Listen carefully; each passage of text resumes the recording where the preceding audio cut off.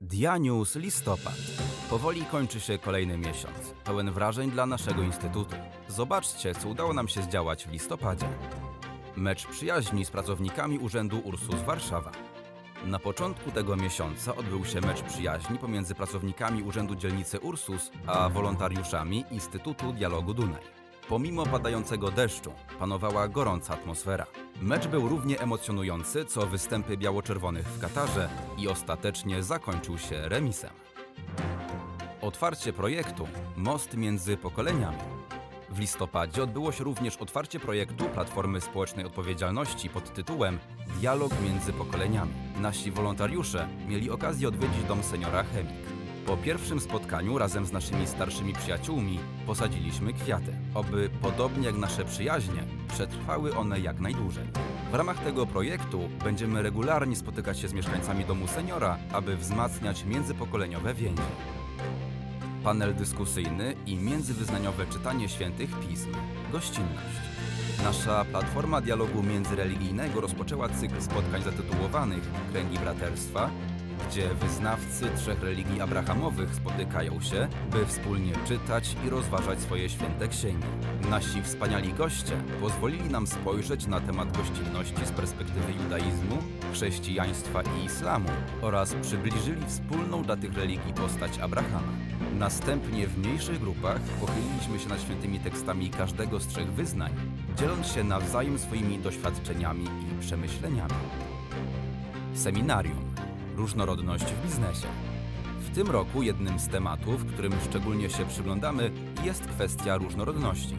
Tym razem zajęliśmy się nią w kontekście biznesu w trakcie seminarium pod tytułem Różnorodność w biznesie, które poprowadziła dla nas niezastąpiona Justyna Józefowicz. Było to wyjątkowe spotkanie, podczas którego dowiedzieliśmy się wiele o psychologicznych aspektach różnorodności oraz o tym, jak ważna jest ona w budowaniu dobrego zespołu. Wystawa Bycie dzieckiem podczas kryzysu humanitarnego. Z okazji Międzynarodowego Dnia Praw Dziecka, który obchodzimy 20 listopada, nasi wolontariusze z Platformy Praw Człowieka zorganizowali wystawę w hali głównej Dworca Centralnego w Warszawie. Przedstawiliśmy prace plastyczne dzieci z doświadczeniem przymusowej migracji oraz informacje na temat 17 krajów zmagających się z kryzysami humanitarnymi, w których w sposób szczególny cierpią najmłodsi. Warsztaty zdrowego fast foodu. Wszyscy znamy powiedzenie: jesteś tym, co jesz, choć niestety rzadko przywiązujemy do niego wagę. Postanowiliśmy zatem zatroszczyć się o to, kim poprzez jedzenie się stajemy, organizując warsztaty zdrowego fast foodu, gdzie wspólnie przygotowywaliśmy zdrowe, szybkie i oczywiście pyszne potrawy. Panel Rola kultury i sztuki w zapewnieniu harmonii społecznej. Był sport, seminaria, jedzenie. Nie mogło zatem zabraknąć sztuki. W listopadzie odbył się panel pod tytułem Rola kultury i sztuki w zapewnieniu harmonii społecznej, na którym gościliśmy wspaniałych artystów z Polski, Meksyku i Kazachstanu. Każdy z nich podzielił się z nami swoją wyjątkową wrażliwością, pokazując, jak sztuka może wpływać na budowanie spójnego i harmonijnego społeczeństwa. Technologiczne podejście do kwestii społecznych. Po raz kolejny udało nam się zorganizować warsztaty dla młodzieży pod tytułem Technologiczne podejście do kwestii społecznych. Tym razem odwiedziliśmy 24. Liceum Ogólnokształcące imienia Norwida w Warszawie. Uczniowie tworzyli projekty aplikacji, które mogłyby przyczynić się do rozwiązania globalnych problemów określonych przez cele zrównoważonego rozwoju ONZ. Film dokumentalny i dyskusja.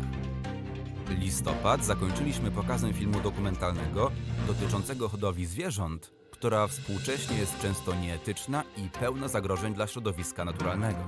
Po seansie odbyła się fascynująca dyskusja, w czasie której mieliśmy okazję porozmawiać na ważne dla nas tematy, zawiązać nowe znajomości, a także skosztować pysznego wegańskiego jedzenia. Mimo że na dworze robi się coraz chłodniej, nie brakuje nam zapału do pracy. W grudniu czekają na nas kolejne rozgrzewające serca inicjatywy, na których nie może Was zabraknąć.